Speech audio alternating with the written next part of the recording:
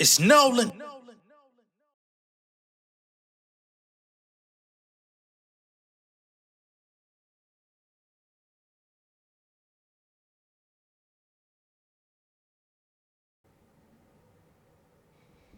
What's going on, beautiful people? It's the kid J Nolan here. Welcome back to another episode of Inside the Industry, your number one source for music, entertainment, commentary, and breakdowns. If you're wondering why there was no musical intro on this show, ask YouTube. You know what I'm saying? I know I've been telling y'all about all of the BS that they've been putting me through the last week or so. Probably sounds repetitive, but it's been a lot. You know what I mean? I'm trying to figure out ways to kind of circumvent them pushing back my content because it's messing up my content release schedule and all that good stuff. But so I'm trying it without the music to see if that affects it. Whatever's playing in the first, 30 seconds of the video, whatever.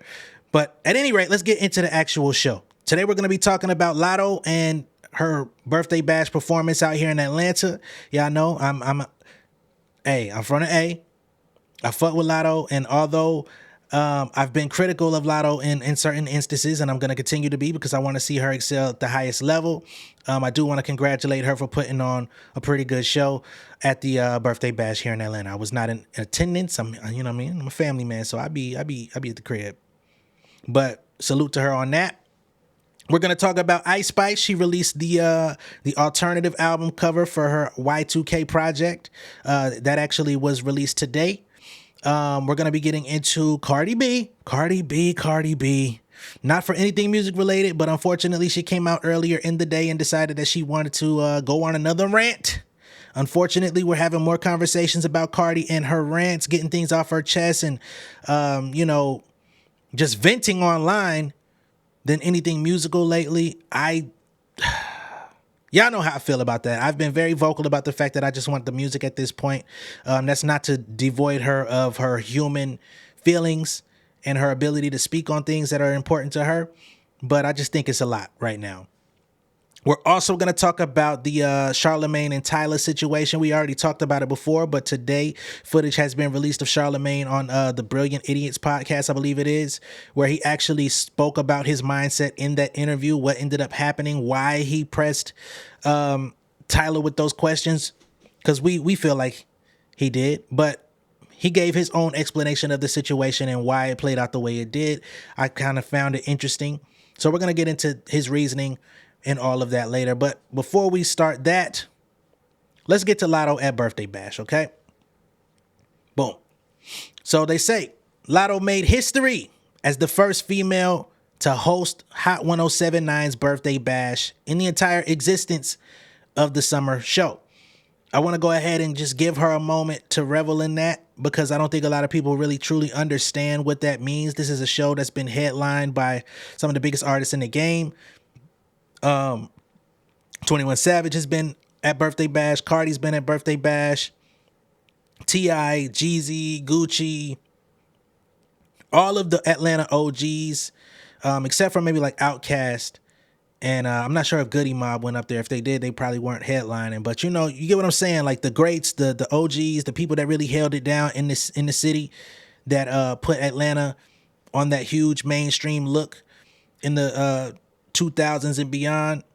They've done big shit at Birthday Bash. Now, it doesn't get the same amount of coverage and love as like a summer jam out in New York. It doesn't get the same love as certain other things like Lollapalooza or whatever the case may be, different festivals and stuff that happen at different stations or just highly touted publications and events. But Birthday Bash is up there if you're from the South and you're from Atlanta specifically. You know what I mean? So I want to salute her on that. Now, let's get back to it. Once again, they state, raptress Latto made history as the first female artist to host Atlanta's Hot 1079 Birthday Bash on its 29th annual music festival at State Farm Arena. I didn't even know that they've been going for 29 years, right? My first introduction was probably 2007-ish when I heard about it because I was young. I was getting out of high school. They say the 25-year-old big energy femc wasn't kidding when she told her 12 million Instagram followers that I'm bringing out hella special guests this past week. I didn't really notice she was just 25. I mean, I just talked about her being 25, but sometimes just seeing her out here and just knowing how long that she's actually been a part of the industry in some form or fashion, I always assume she's a little bit older. She looks a little bit older than 25 as well, but that's not a shot. You know what I mean? I don't want nobody taking it that way. They say turns out that one of the many guests she unveiled to the packed crowd inside the State Farm Arena included superstar Usher. Latto also cranked the greatest hits of her young meteoric career, including Sunday Service, Big Energy, and Put It on the Flow. Latto may be the first woman to headline the Hot 107.9 birthday bash, but it wasn't the rapper's first time performing at the fest. Last year, Latto was a surprise guest with Cardi B, NLE Choppa, and 21 Savage. The night also featured performances by rapper Killer Mike, shout out to Killer Mike, Key Glock, Huncho, Bossman D-Lo, Boosie Badass, T Grizzly, and Rob 49. The event paid homage to Atlanta's Big Records, the city's first independent record label with rap pioneers Big and DJ Monte. Big shout out to Count. What the fuck, boy? Big shout out to Count. Like, y'all don't understand, but if you was watching Rap City The Basement around 2005, 2007, y'all seen some of the people that came through Big and them. They did their motherfucking thing. So shout out to them. As a young nigga in high school, I was trying to get down with Camp and get my music too big. So yeah, here in Atlanta, that's a big fucking deal. I knew that motherfucker wasn't even gonna like my shit, but you know, cause I used to rap like an East Coast nigga. I knew they weren't gonna be fucking with me. I still kind of do.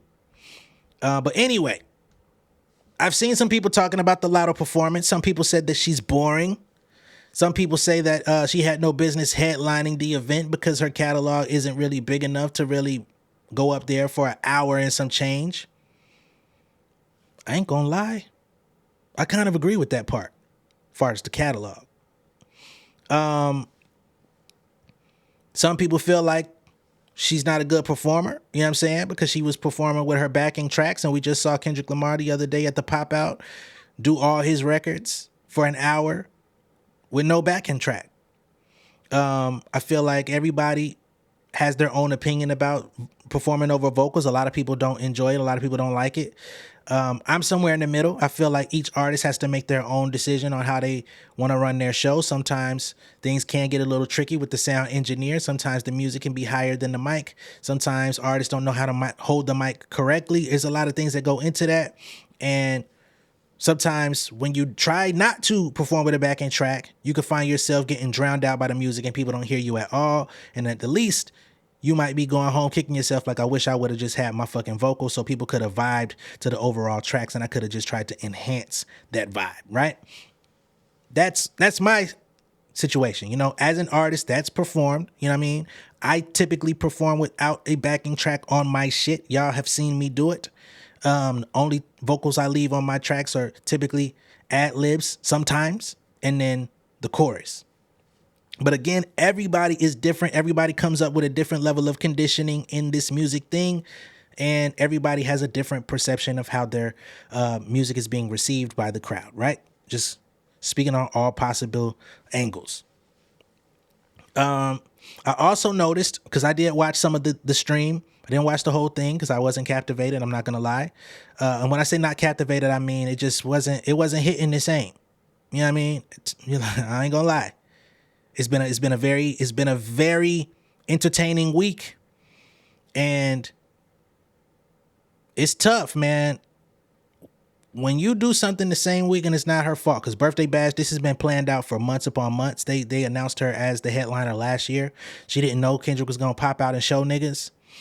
But unfortunately, in this game, in this entertainment business, when you do something at the same time and a big dog, heavy hitter comes out and puts on an amazing display, by default, it's going to kind of be compared. Not that y'all are in the same bracket, in the same league, in the same conversation, but when you see somebody, it's just like when the NBA finals are on and a motherfucker just do a astronomical play, and then, you know, a college ball game comes on and you like, I don't know none of these motherfuckers, but they can play though, but it ain't like that. It just is what it is. That's not to say that Latto is a college ball player or nothing like that. I'm just drawing a parallel. So it just wasn't hitting the same. Plus, I've told y'all the music she's been putting out just hasn't been capturing me. But the fact she was able to bring out Usher, she was able to bring out Flo Milli, she brought out 21 Savage, she brought out Rashida of all people. I don't understand what that was about. She brought out Princess, I think. Was it Princess? Yeah, Princess from Crime Mob. I think she was trying to pay homage to some of the ladies that did their thing in hip hop prior to her, which is why I think Rashida came out. But you know, I don't know, man. Rashida was never really all that well received. But shout out once again for that. Getting to my point though, watching the stream, I feel like they definitely had some sort of the sound engineer had some sort of like suppressive settings on the mics and the sound so that you could hear her, because the mic was definitely hot. You know what I'm saying? As far as when she was rapping and doing her shit, but the crowd you couldn't really hear as clearly. So there were some instances in her show where it may have looked or sounded like the crowd was disinterested, or you may not have heard them screaming loud. And even when they showed people in the crowd that were dancing, it was like the people around them was just kind of spectating. So people have kind of formed this opinion that her show was lackluster, pretty much. What I want to do, because I like to be in the interest of fairness on my show, is actually show you guys some camera footage, phone camera footage, I should say, of when she came out performing her song Sunday Service. Because in this footage, you could see and hear the crowd going crazy. But if you go watch the stream of her performance, which is available on her YouTube channel, there's a stark contrast between what seems like the fanfare between these two videos, and they took place at the very same time. You know what I mean? And this is something that just lets you know how the media works. It lets you know how social media works. It lets you know how narratives get formed, because once you're able to sway public opinion about certain things, that becomes the dominant conversation. And even if you have proof that shows the inverse or the opposite, you can be not loud enough for the room to actually hear you. No pun intended. So here we go. This is Latto phone footage of her coming out to perform Sunday Service.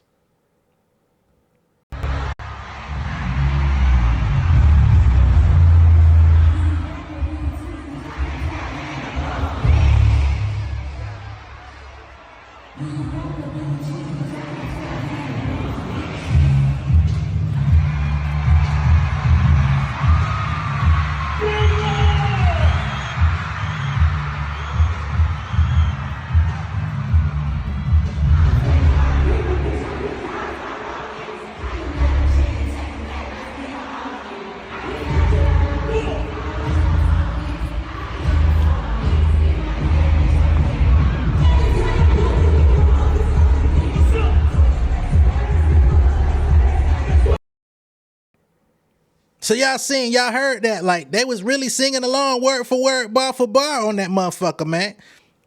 Sunday Service ain't even my favorite shit. But clearly them motherfuckers knew the record and they were singing along with it. But again, if you just looked at her stream, which was actually pretty well shot, it doesn't sound like they're into it. You can hear them, but it's like, they're here. She's here because, of course, the focal point is really about the performance. But again, we're talking about people shaping narratives about the show. All right. So I just wanted to put that out there because I've seen the conversation. I've seen some of the criticism, and I've seen some of the people that are basically saying she did a whack job. And everybody's entitled to their opinion. I'm not here to fight nothing. I'm just here to give,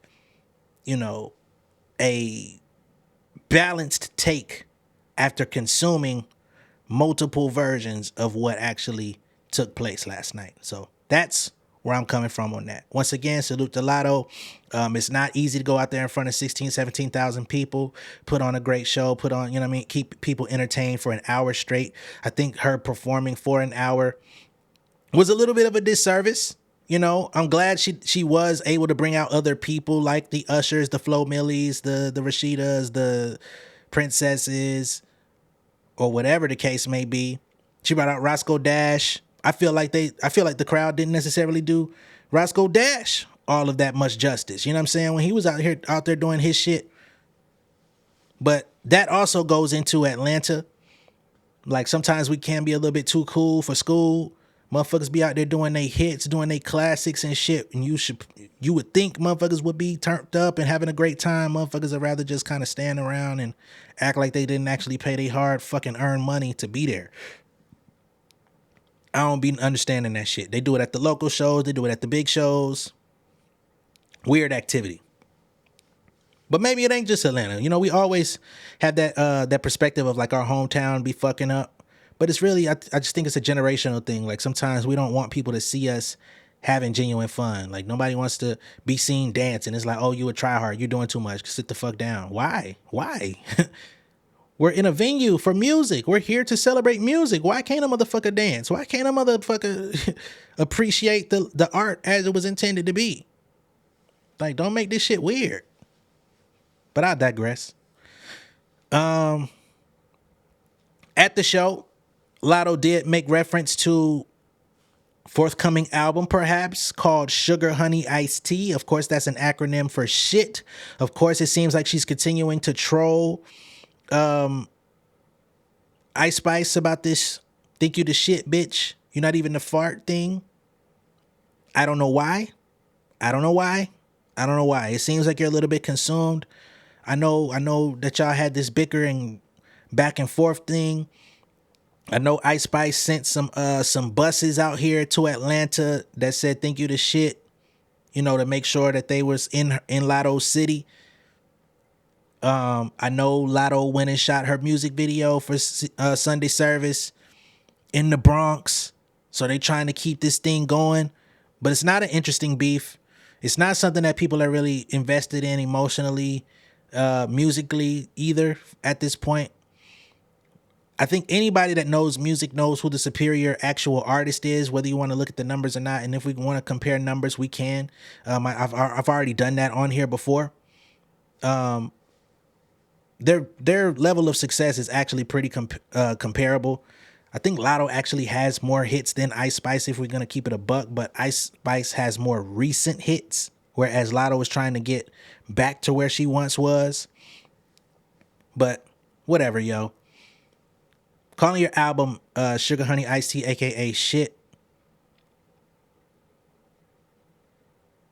Moment of silence. Okay? I fuck with you. I advocate for you. I want you to be successful. I'm not in support of that title, but you're going to do what the fuck you want to do. You know what I mean? Hey, my hands are tied. Okay? But speaking of Ice Spice, her nemesis, as I stated, she's got her own album of her own coming out called Y2K. We already talked about that before. We talked about the original album cover with her album title being written on a trash can on some Oscar the Grouch shit. That nigga, what is his name? David LaChapelle or whatever the fuck his name is, definitely sabotaged her ass with that original cover. Well, she's come out with a new one, an alternative of sorts. So let's go ahead and pull this up, shall we? Give me a moment. So this is the new Ice Spice cover. Okay? Album is still titled Y2K. I don't think that this represents Y2K in any form or fashion. What it does remind me of is Godzilla, King Kong vibes. I've seen some people making fun of this as well because of the train running between her legs and you know, the connotation of what that could be meaning. I don't want to be that harsh of a critic. I'm just acknowledging that I saw some people saying it. But it's definitely, it feels like a King Kong reference. But I don't see where that really pertains to Y2K. The green outfit kind of gives me Green Goblin Riddler vibes. Not even trying to be funny, but that's just when I saw the green and black color scheme with the patch with the, you know what I mean? I said, that's like Riddler. We done had enough of the fucking Riddler. The fucking Riddler thought he was gonna get into the Kendrick show the other day. His ass did not. Somehow he did mosey his way to the motherfucking Not Like Us video shoot. He was present for that. I don't think he's in the video. I don't think he got that shirt in the video, but he was present while Kendrick was doing his thing. So that motherfucker, and I'm talking about Ebony Prince. I don't know what he got going on. He flew his ass all the way out there to LA, out to Compton. He is doing everything in his power to be acknowledged by K-Dot at this point, and I don't think it's working. But more power to you. You're finding your way to be in proximity to this battle. You've got your own mythology and lore in this battle. I can never take that away from you. Whatever information, whatever, you know what I mean, photos, information you were able to slide over to Kendrick that helped produce good music and mystery. Salute to you. Hell, we spent about 2-3 days on your ass on this channel, so I can't be too mad at you, but you're doing a lot right now. Okay? Let's get back to Ice Spice. But I will say, if I'm just looking at the art itself, I will say this is a definite improvement from the original. I just don't see how it relates to the theme. I did see some people that are actually comparing this to an old photo that was released, I think, in a magazine from Nicki Minaj. There's some people that are actually relating this to the whole Gag City transit. I think it's pretty interesting if she was on the Gag City transit and is crashing under her, because if you were to zoom in on this photo, you would see Ice Spice is actually aboard on this crashing train. I find that to be kind of interesting, especially with her doing the derivative thing on that new song Fat Butt, with the Nicki Minaj wig and trying to kind of assimilate to her flow and all of those different things. She even gave her a shout out, basically saying the queen said I'm the princess. So I don't know. It seems like fake love or confused admiration or a love-hate relationship, which again lends credibility to what Baby Storm was talking about not too long ago. I don't know what type of weird shit they got going on. But nonetheless, when it comes to this Y2K project, they say the album will be dropping very soon, and it looks like she's got a few different ways to increase hype for it and deliver some notable art to fans. Moreover, she recently took to social media to share an alternate cover art for the original artwork, and it certainly has a lot of aesthetic similarities. For example, there's still a heavy blue and green color scheme for the most part, city sites, and a general art style that harkens back to the 2000s, if you say so. To absolutely no one's surprise. However, on this new art, there are two Spices, one trapped in the train and one towering over the NYC skyline. Let me get this shit off the fucking screen. Sorry, y'all. Skyline, with her OG orange curls, not the slick hair that she's been rocking as of late. Interesting. Overall, there are plenty of differences that could make a fan prefer one over another, but also enough similarities that would have them disliking or praising both equally. Regardless, it's a small but effective way to further tease Y2K and give fans a full preview of what the album will sound or feel like. Ice Spice has already hinted at the sonic direction with plenty of singles, most recently the rapid flowing Fat Butt, but the visuals will surely prove crucial to the full-length record's perception as well. Pre-order for the album will be live as of tomorrow, so anybody that's fucking with her, have at it. You can pre-order, right?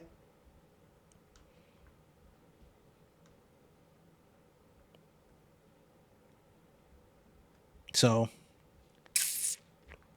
that's what we got on her. I think that was a nice little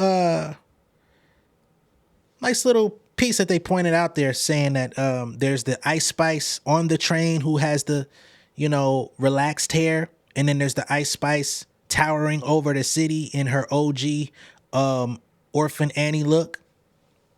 So maybe this is her returning to form. Maybe she feels like the relaxed hair version of Ice Spice is crashing and burning.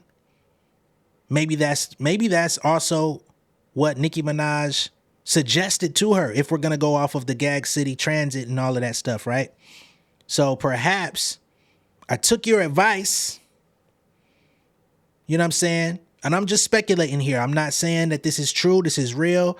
I'm not one that likes to form fake narratives. I only tell y'all what I'm thinking, and I give you that, and I put, this is my opinion or my thoughts. I want to be very clear about that stuff because people get weird. So what if she says, I took your advice, and I've been fucking failing ever since I took your advice, right? I've put out these singles. I've been trying to goddamn fix my image up, be more refined, do what people would presumably be more comfortable with me doing as far as my image is concerned. And the shit ain't been working. But when I was out here with the curly top wig, just doing my motherfucking thing in my element, I was winning. Let me go back to that. Let me go back to what I was doing before y'all discovered me, before I ever met you, before any of you motherfuckers had any input or opinions about what I had going on. It's time for me to wreck shit. Let me get on my King Kong vibes and go back. That could be an interesting theme for me. I wasn't a fan of her to begin with, but like I said, the song that stands out from her entire catalog for me is Munch. So I don't want to hear an album full of that, but maybe there's a creative way to like tap into that energy and vibe while pressing forward and being progressive. I don't know. But I, again, find it interesting that she's aboard a crashing train in her more recent look, but then her old look is the one that's like taking over shit. And come on. Let me just pull up the Gag City cover one more time. So this is her shit. You know what I'm saying? In this fantastical fantasy version of a New York. And she's on the train. And of course, we know that in New York City, the subway is a staple.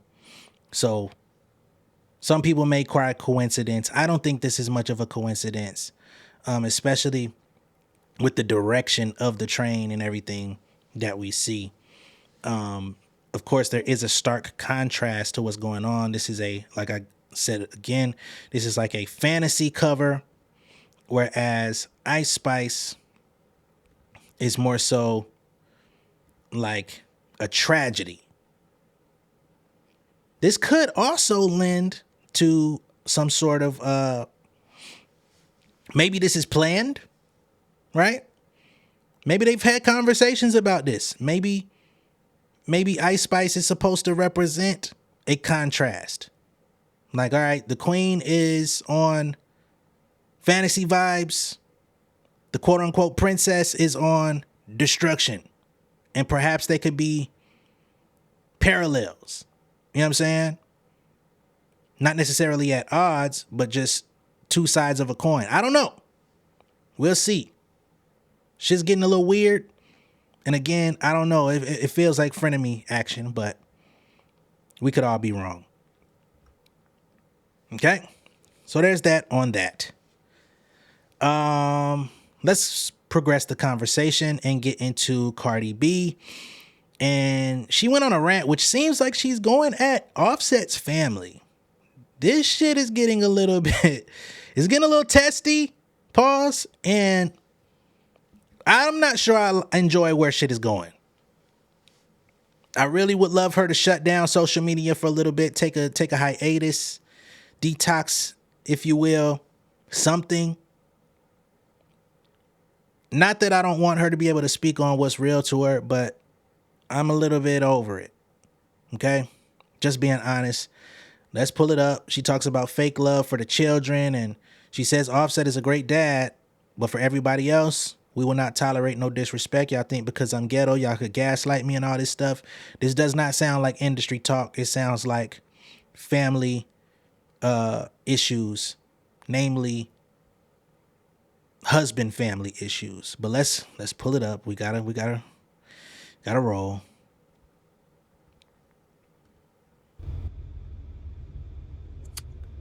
Anyways, so I told people to stop playing with me, but y'all, you want to keep fucking playing with me. It's so annoying when, I think because I'm ghetto or because I'm emotional, people they like to gaslight me and they think that they can manipulate my fucking brain. But little do you fucking know, I'm very understandable. I'm very understandable, and when I have it to hear, that's when I'll go on live. Because if you don't if you think that you're gonna gaslight me with your bullshit, that's when I'm gonna go public so you could understand me a little bit better. It's bad enough you don't hold your own accountable, but what you're not going to do is try to act like I need to be accountable, especially when it comes to my fucking kids. I did not grow up like a dog, okay? I grew up with a very huge family, mom and dad, and every part of my family, every aunt, every uncles, every grandparent. So I will not accept nothing less for my kids. So what you're not going to do is manipulate me when I put my guards up for my kids. You don't gotta fucking like me, but you're gonna respect my kids. And if you're not gonna love my kids properly, don't fucking look for them, or don't fucking speak on them. I could say my baby father, he's a great dad. I'll give it to him. But anybody else, don't fucking play with my kids. Now, I'm being nice. I'm being fucking nice until people stop talking to me like I'm easy to manipulate or easy to gaslight, and take accountability. Every fucking time that I feel like I'm getting gaslighted or manipulated, I'm going to come in on here and show you. If you don't understand in private, then I'm gonna make you understand publicly. Okay? I'm nice when I want to be fucking nice. But I'm when I have it up to here, everybody that knows me knows my Libra mood. And I don't give a fuck who's hurt. I don't give a fuck who's mad. I don't give a fuck anymore. I'm going to protect myself and my children. Mine.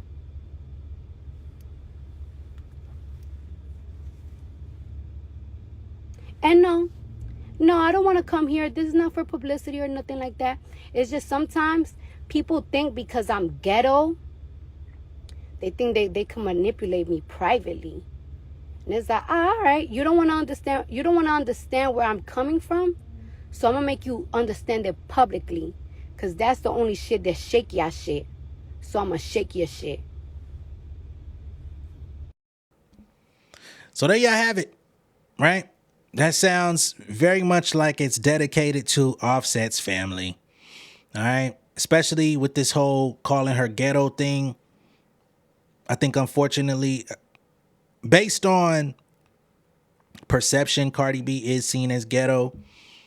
To the grandstanding crowd of hip hop, some people would probably say, well, if Cardi's ghetto, what the fuck is Offset? But Offset, I'm not gonna say he's fake. I'm not gonna say he's putting on, but he ain't from the ghetto. I don't give a fuck how much they tell y'all the North Side is the motherfucking hood. There's areas that have been turned into that, but that nigga from Lawrenceville, Gwinnett, is one of them areas where if you ain't got no bread, you ain't gonna be living too well. And them boys came up living in some pretty nice homes. Offset mom did well for herself. You know what I'm saying?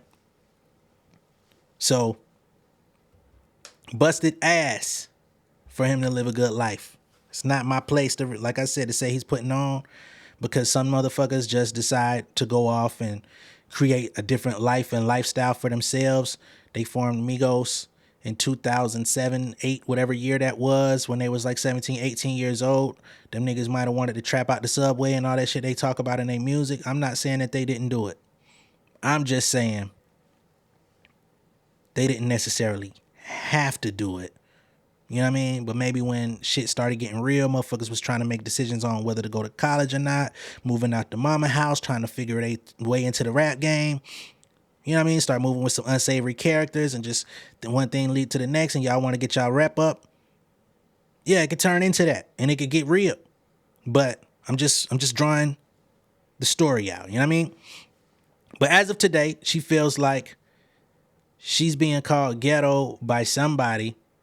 And I don't know who she would give a fuck enough about to care about genuine love towards her kids, to where she would go on an Instagram rant talking. So I believe it's definitely Offset's side of the family that don't fuck with her all that strongly.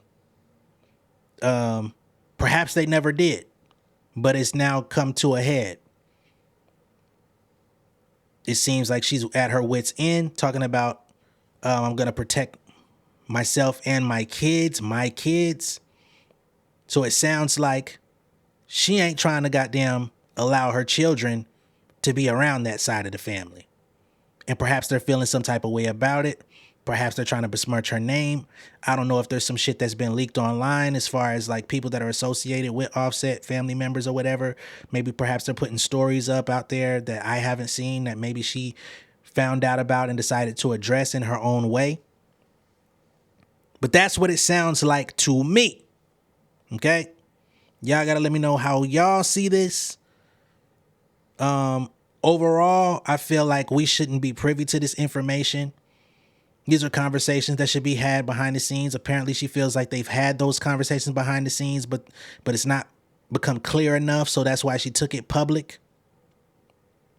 But all of this stuff is not our business. As spectators, as fans, as supporters, as people that want to see her win, or even just people that want to see her fucking lose, people that hate her motherfucking guts. Why continue to feed them shit like that? You was just on stage at the Image Awards or whatever with Jason Lee and them, talking about the scrutiny that y'all go through as women in the music industry. How you got to be perfect. You got to have your shit together with your style, your makeup, your look, your relationship, this, that, all the scrutiny. Why feed into the negativity, right? If you're going through a hard time privately, I understand you got to deal with it and you got to go through it. But think of it this way. Do you really want a nigga named J Nolan knowing all the intimate details of your relationship? A nigga that ain't never met you, ain't never seen you, ain't never, you know what I mean, walked a day in your shoes, not from your community, not from the neighborhood you come from. Do you really want a nigga like J Nolan? And that's not to say I'm a bad person. I support you very heavily. But you want me to be out here talking about your family life like this? If I was you, I would say no. So I don't know if you got to hire a therapist or somebody that just really solid on your side that can listen to you, empathize with you, understand what you're going through, to where you don't feel like you have to do these things. But I want you to win. And I want you to win, you know, with the music. It's not that I want you, hey, if shit is too rough for you to put out music, fuck it. Take your time. Come out next year. I'm gonna be disappointed, but that shit ain't got nothing to do with your bottom line in your life, right? Make the best decision for your mental capacity, mental health, whatever you gotta do. But when the music is ready, that's what I'd rather hear. If you gotta deal with this, not to say you gotta suffer in silence, but figure out your source of strength when it comes to your personal life that doesn't involve making the fans privy to this, because it only gets used against you. That's all I'm saying. Moving forward, let's get into Charlamagne and his explanation of the Tyla interview that went viral about a month or so ago on The Breakfast Club. It's already widely known that Tyla and her team went to that interview. They had a certain select amount of questions or subject matter that they did not want addressed in the interview. We come to find out that one of those things was the distinction between black people in America and colored in South Africa. They didn't want to address that on the show. Unfortunately, Charlamagne decided to sidestep and circumvent and go around that request and ask her that shit head on during the show. She decided not to answer it. It did get a little awkward. Her publicist or whomever she was with at the time, team, label, whatever, said, please move on to the next question. It definitely looked weird. We definitely don't get a lot of glimpses into that, like breaking that fourth wall when it comes to publicists or label personnel being with an artist on a press tour like that. Tyla ended up coming out and having to speak about it on Instagram and putting out her explanation of her own about, embracing blackness and coloredness based on the two cultures and two different locations, nations, and all that. Shit got a little weird. But now we've got Charlamagne coming out speaking on his side of the story and giving us a little bit of additional context into all of those questions that were being brought to the Breakfast Club not to ask or speak on. And I thought this was interesting, to be honest. Let's not run the video. Let me just play the audio of this. Y'all give me a second here.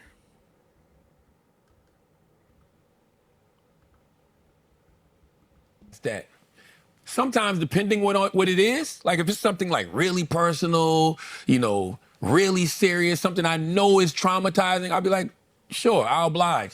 For this one, I said no. Yeah. And the reason I said no, they had 6 things they didn't want us to ask. You want to know what those 6 things were? Yeah. They didn't want us to ask about Kai Cenat. The whole "we friends" though thing. Right? Yeah. Like, huh? Okay. They didn't want us to ask about her not being on tour with Chris Brown anymore.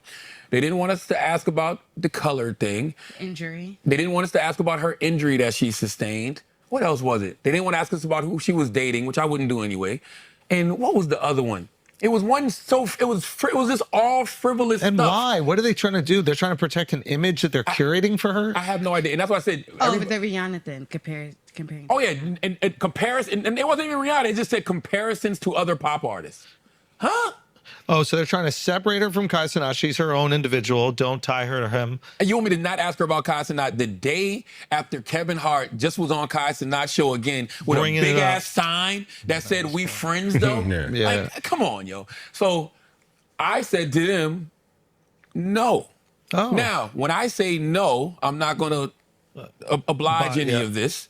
It is your job then, label, management, whoever, to either prepare the artist for the questions or pull the interview. Exactly, yeah. I'm fine with either or. Yeah. I've already told you I'm not going to follow any of this. Yes. So when you see dick suckers out there, Yeah. and dick suckers are saying things like, he asked every question they asked him not to ask. Yeah. It's because I'm not a dick sucker. Yeah. Right? And being that I'm not a dick sucker for record labels, Yeah. I have a job to do, and my job Yeah. is for the people. So imagine, right, if I'm sitting around and I'm having a conversation, if we have these conversations, and then all in the comments, it's like, why didn't you ask this? Why didn't you ask that? Why didn't you ask this? Why didn't you ask that? Yeah. I got a job to do to the people. Yeah. My job, my integrity with the people will always matter more than my integrity with a goddamn record label. Yeah. And also the label's using you. 100%. But you have a lot of people that don't do that. You have a lot of radio personalities, a lot of journalists, a lot of people who care more about those relationships with the labels than they do relationships with the actual audience. And it shows. And it shows. Yeah. And not only does it shows, you show your card. Yeah. When you say that, when you say the label asked him not to do it and he did it anyway. So the fuck what? Yeah. After I told the label, I ain't following that shit. So they knew. They So knew. why are they complaining? Their job was to prepare their client Yeah. or pull the interview. Yeah, yeah. I'm fine with either or. You want to be qualified. You want to be validated by doing the Breakfast Club. You're an artist in the culture. You want that experience in the Breakfast Club, but you want to control the interview. I don't think you can ask to do both things. You can ask as a favor, and then it's up to you to decide if you want to oblige or not. But if you say that you don't want to do the interview in that way, then you don't have to do it. And you know how many interviews we've turned down when they be like, yo, you can't ask about this, So this, I'm this, not and this. interested. I'm not interested. Yeah. Because maybe now's not the time for that artist. If that artist isn't ready to talk about these things, Yeah. I don't want to have that conversation because it'll make us look crazy. Because certain Yeah. things you got to talk about. Yeah. Now you can also. All right. So I sit somewhere in the middle on this, right? As somebody who's cultivating a platform on honesty, truth, being not unbiased but balanced. That's what I always say. So when people try to insult me on bias, I say, hey, have at it, right? I've been stopped claiming to be unbiased. Everybody has natural biases based on whatever the fuck your experience is and what gravitates towards you. It doesn't fucking matter, right? But as somebody that's building a platform that's trying to be balanced and have integrity built on honest and truth and giving what I really feel, if I were to have somebody on here and we had a talk about whatever the fuck is gonna be, and they come to me with, we can't talk about this, and this. If those questions that can't be asked are like deal breakers, then yeah, we're probably gonna have to can that conversation, right? And the reason why is because you're basically cutting somebody off at the legs, at the knees, right? Because let's look at Tyla. What outside of those 6 like icebreaker questions, I guess you could say, what do you know about her that you can really ask, right?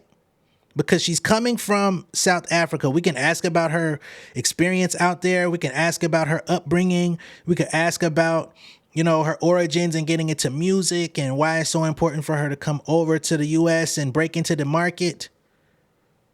But those are the same questions you're going to get asked by Billboard. You're going to get those same questions asked by Rolling Stone. You're going to get those same questions asked by anybody that claims to have anything going on in a journalistic capacity. It's not going to make the interview interesting. It's not going to make people see you in a better light than what they already see. It's not going to really contribute to like your story. It's going to be just a run-of-the-mill interview, right? So I understand where Charlamagne is coming from. What I don't really like from that side of it is, and maybe it's because of the way that this was released to the public, is that it felt like a violation when it happened. It felt like the label asked him not to address these things, and rather than actually let it be known up front to say, hey, I'm not obliging by this, it felt like we asked you not to address those things and you did it anyway, right? You violated our trust. You went behind our back. You shook my hand and then slapped me in the same sentence. You know what I mean? So when that came about, I was like, nah, that's whack. That's whack. That's not cool. But if he's being honest and saying, hey, I already addressed it with y'all and told y'all I'm not adhering to these guidelines, and it's up to y'all whether y'all want to still bring her up here or not have the interview, because what the fuck else is interesting enough for me to ask about? And we just got to be honest about that, right? Some people are going to feel away and it just is what it is. But if she went viral on Kai Cenat, people are going to want to know, where do you stand with him today since you've turned him down? Are y'all cool? Do y'all speak? Did y'all ever go out for that dinner? It just lends to, okay, this is an opportunity to show your personality and give us an explanation on something that we've already seen play out in the public eye. Some people will beg to differ. That's cool. When it comes to no longer being on tour with Chris Brown, a lot of people basically, they pressured her into that, right? We're in a day and age now where if an artist decides to work with Chris Brown, open up for his tour, if he co-signs them, all of these different things, where people on social media will literally, bully you out of your moment, right? Because of Chris Brown, his peppered past, his checkered past, the DV stuff with Rihanna, the DV allegations, and all of that with Karrueche and all of that type of stuff, to where you now are put in a position where it's like, damn, this is a awesome opportunity for me as a new artist in the industry, where I'm just trying to get my feet wet. I'm trying to get in front of people, working with Chris is going to help aid in that mission. I don't gotta be friends with the nigga. I don't gotta be cool with the nigga. You know what I'm saying? And these are things that people do every day and nobody gives a fuck. But it's certain people, namely women. We saw how Tinashe reacted, you know what I mean, at a certain point. She didn't necessarily want to work with him. We don't know if she didn't, but she makes it seem as if she didn't want to work with him. RCA made it happen. And then she was like, it didn't work, and y'all see, and then they had their little thing, right? But had the public perception not necessarily been that strongly about it, perhaps she would have been a little bit more happy to work with him. Because people also got to think about, am I going to be canceled for secondhand smoke on this nigga, right? And I think that's what happened with Tyla's team, because they're on the same label. Well, not the same label, but they're under the same company, right? She's with Sony. He's with RCA, which is a division of Sony. So the symbiosis is there. But once motherfuckers got to talking, that ain't happening no more. So now you go up to an interview and people want to ask about that and address it. You don't want to talk about it. You don't want to talk about the heritage side of it. So it's like, when it comes to things that we know about you or that we've seen play out in the public, but we don't know how you feel about it or what the motivation was from you specifically. The whole point of doing interviews is for people to learn about your perspective, right? So I do think it is unfortunate. The injury, we don't know what the injury was. They came out and made this whole injury thing. She canceled her entire tour, put her album out. But we don't know what the injury was. We don't know if it was a torn ligament. We don't know if she had a vocal problem. We don't know if she blew her back out doing a spin move or gyrating her hips, right? Or was it what some people speculated to say, poor ticket sales, and the label said, we're not doing that yet. We'll revisit this at a later time, and we're going to say you got an injury, right? Because we know how labels are able to put out their version of the story, and sometimes we just got to run with the shit, right? But if her fans actually understood and knew what that injury was, they would be nothing but supportive. They would want to, oh, let's get behind this. We're going to make sure we buy the album to support you, da-da-da-da-da. You're unable to do this. But the fact that you're just left with this idea of some freak accident happened that nobody knows anything about, not that it's anybody's business, but typically if somebody has like vocal surgery, we hear about it. And it's like, damn, I'm sorry, y'all. I gotta cancel the rest of the tour because my doctor said if I keep singing, I may lose my voice. I may have to get surgery and I'm not ready to do that. So I'm going to take the next 6 to 8 months off to rest, blah, blah, blah. We'll revisit the tour. I'll see y'all next year. Nobody gives a fuck after that. Everybody, you know what I'm saying? Those people that lost out on the opportunity, they're going to come because they're going to show out in droves to make sure, hey, we missed you last time. I know it was a severe thing. We're going to make sure we fucking band together and support you. That's how it works. That's the relationship. So I do think that her fans were robbed a little bit of that artist-fan relationship via interviews. If you think about an artist like Nipsey Hussle, you look at an artist like Tupac, I'm not comparing her to them, but I'm just saying there's certain artists out here that have such amazing interviews that you could become a fan of that person more than you are of their fucking music. I'm not saying that I'm that to them. I enjoy their music. Tupac is, I could quote Tupac all day. But I'm just saying that's the relationship that you have, the world building, the storytelling element to an artist's career that a lot of people seem to be overlooking these days. So I still support Tyla. I still want her to succeed. I'm still not, sold on Charlamagne as a person. I think that he does a lot of weird shit. I think he's one of those Dr. Jekyll, Mr. Hyde ass motherfuckers where one day it's easy to support him, and then on others, it's like, who the fuck is this person? So that's where I stand on the situation. But I do feel like a lot of those things that they didn't want to address, it's like, well, what? Why do it? You don't want to address comparisons to other artists. Everybody goes through that. That's something that every artist deals with. And that's your opportunity to say, hey, I'd prefer not to be be compared, not because I don't like this person, but I'm just charting my own path. But she did, I forgot whether it was a Billboard or Rolling Stone interview where she said she wanted to one day be the next Rihanna or be bigger one day. So it was no problem putting that in press where people could read it, but you didn't want to say it on video. I don't know, man. Again, I'm just going off of what's been presented. I understand where he's coming from because you want to, you know what I mean? You want to get to the stuff that people actually want to know about. It's just what it is. It's just being honest. And that's where I stand on it. Okay? Let me know what y'all think of all this down below in the comments. Be sure to like and share this video. If this is your first time seeing me on YouTube, go ahead and subscribe to the channel. Become an insider. It's so much better on the inside than outside. And I will see y'all a little bit later. Okay? Enjoy your, you know what I mean? Going into the new week. Hope y'all have an amazing week. And love on your family. That's my parting message. Okay? See y'all in a bit. Peace. Yeah, king of my city and cul-de-sac. Coming out swinging like soldier rags. Leading my people like quarterback. Boy, I study this shit, I'm an almanac. Had to get up and grind. Knowledge is booming, I'm here to apply. Came with the chip and the dip, it just single the mind. We finna do more than survive. I need my check. Spinning the block for the Gouda. We hitting the jeweler to flood out the net. We don't do beef for computers, I'm straight out the sewer. We come when you rest. Niggas be looking perplexed, so keeping my foot on their neck.